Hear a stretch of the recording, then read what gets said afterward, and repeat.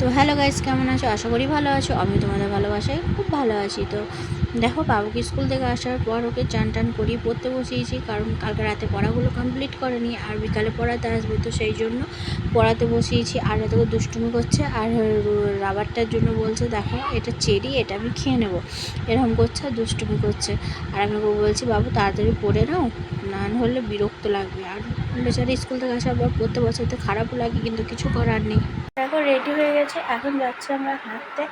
তো আর বাবুকে এসেছে পড়াতে, ও পড়ছে আর আমি আর আমার চা দুজন মিলে যাবো হাঁটতে। তো চলো আমরা একটু হেঁটে আসি।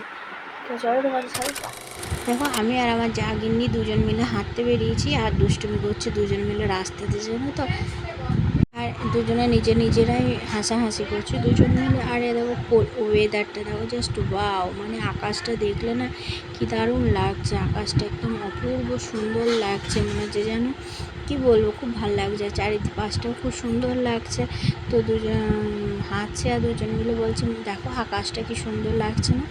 তো ওই করতে করতে আমরা একটু হেঁটে এলাম।